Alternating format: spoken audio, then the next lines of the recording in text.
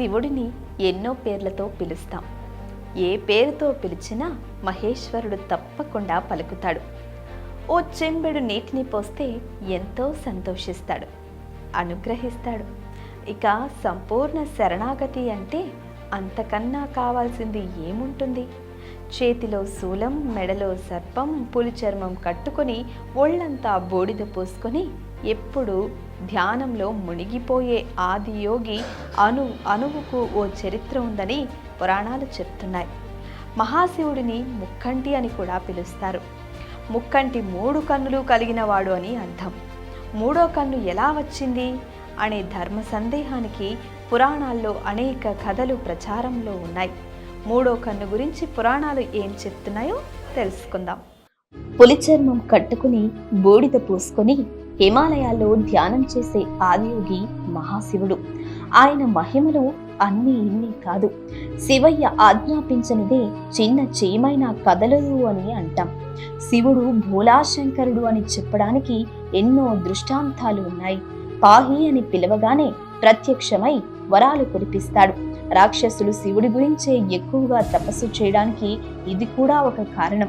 ఎప్పుడు ధ్యానంలో శాంతిమూర్తిగా దర్శనమిచ్చే మహాశివుడు 3వ కన్ను తెరిస్తే ప్రళయాన్ని సృష్టిస్తాడు. నీలకంఠుడికి ఈ 3వ కన్ను ఎలా వచ్చింది? ఈ సందేహం చాలా మందికి వస్తుంది. ఆ సందేహాన్ని తీర్చే ప్రయత్నం చేద్దాం.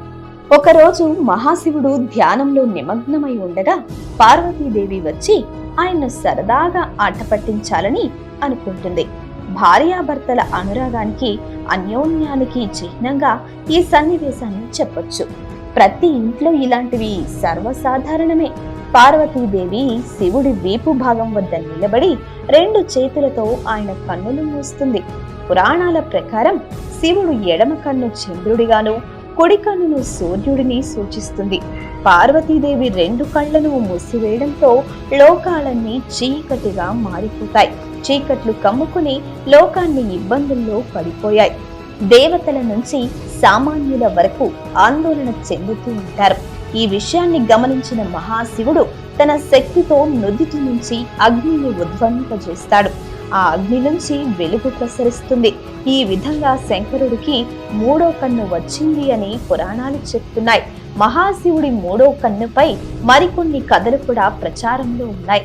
ఓసారి ఆదిపరాశక్తి తన యోగ శక్తిచే బ్రహ్మ, విష్ణు, మహేశ్వరులను సృష్టిస్తుంది. ఇలా సృష్టించబడిన ముగ్గురిలో ఒకరు తనను వివాహం చేసుకోవాలని, లేని పక్షంలో ముగ్గురిని తన 3వ కంటితో భస్మం చేస్తానని అంటుంది. అప్పుడు శివుడు తాను వివాహం చేసుకుంటానని, కానీ తనకు నుదుటిపై ఉన్న 3వ కన్నును ఇవ్వాలని కోరుతాడు. ఆ విధంగానే అమ్మవారు తన 3వ కంటిని శివుడికి ఇస్తుంది. శివుడు ఆ 3వ కంటితో ఆది పరాశక్తిని భస్మం చేసి ఆ భస్మాన్ని 3 భాగాలుగా విభజిస్తాడు. ఒక భాగం పార్వతిగాను, మరో భాగం లక్ష్మీదేవిగాను, ఇంకో భాగం సరస్వతిగాను సృష్టించినట్లుగా పురాణాలు చెప్తున్నాయి. ఇది ముక్కంటి 3వ కన్ను రహస్యం. Please subscribe to the channel and download the Politicos app from the links in the description.